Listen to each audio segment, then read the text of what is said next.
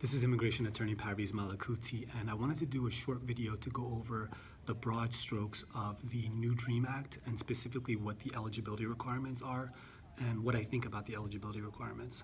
So first of all, we're talking about H.R. 6, which is the new DREAM Act. It's called the Dream and Promise Act of 2019.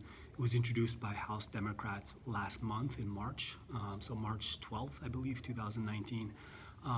The requirement, first of all, there's a number of requirements. I'm only going to go over what I think are the main requirements, but I will include actually a link to the exact text of the act in the description of this video. I encourage everybody to go there, check it out yourself, read the actual act. Anyway, here's what I think are the main requirements. First of all, you have to have 4 years of continuous presence in the United States for the 4 years prior to the date of the act. So the act is dated March 12, 2019. Means you need to have been in the United States continuously since March 12, 2015. So 4 years prior. Second, you have to have come to the United States before the age of 18. Now, if you are a DACA recipient out there, you'll remember that DACA, basically one of the requirements is that you had to have come to the United States before you were 16.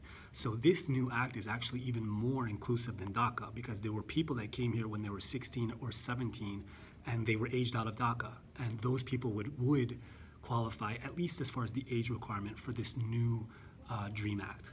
So that's the second requirement. The third requirement is that you have to have either a high school diploma or a GED or be enrolled for one of those two. That's not that bad. The next requirement is you can't have any felonies. That's the same as DACA.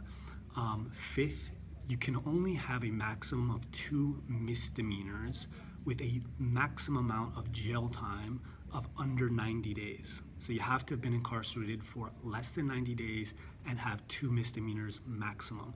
That requirement is a little bit different than DACA if you're comparing. Lastly, what I consider to be the last main requirement, you can't have any convictions for domestic violence. The exception to this is basically if your conviction for a domestic violence offense is as a result of your own victimization of domestic violence. So those are the requirements. Now, what do you get for this? Well, the act proposes to give a 10-year conditional legal residence to the recipients. 10 years conditional legal residence, not permanent, not legal permanent residence, which is also known as a green card. So that 10 years might seem like a long time, but actually, if you fulfill one of the next 4 things I'm going to say, you're able to actually apply for legal permanent residence before the end of that 10 years. So first, if you get a degree from an institute of higher education, so if you get a bachelor's degree, you can apply for legal permanent residence before the end of that 10-year period. Second, if you have 2 years of study in a degree program for a institute of higher education. Third, if you serve 2 years in the military. And fourth, if you work full-time for 3 years. So any one of those 4 will qualify you to basically be able to apply for legal permanent residence before the end of those 10 years. You don't have to do all of them, okay? So that's the act in a nutshell. What do I think about it? I think it's a great deal, actually. The 10 years sounds like a long time at first, but if you factor in all of those ways that you can apply for legal permanent residence before the end of the 10 years, I think it's very, very doable. Of course, unfortunately, people who have convictions for domestic violence or 3 misdemeanors or more or felony are kind of left out in the cold. That's unfortunate, but that is a small minority of the people that would otherwise qualify for this act.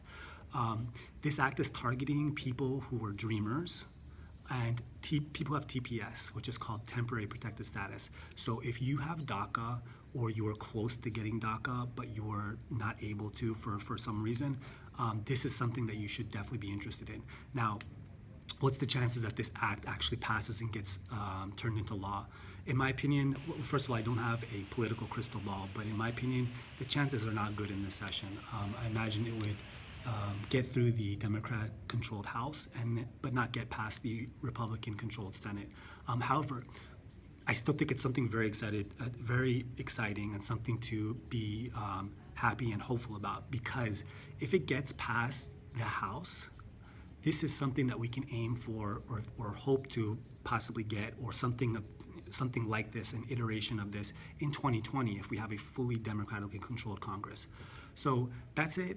Let me know in the comments what you think about this act. If you have any questions, if you'd like to see a video on something, some other aspect, some particular aspect of this act. That's it. Have a great day.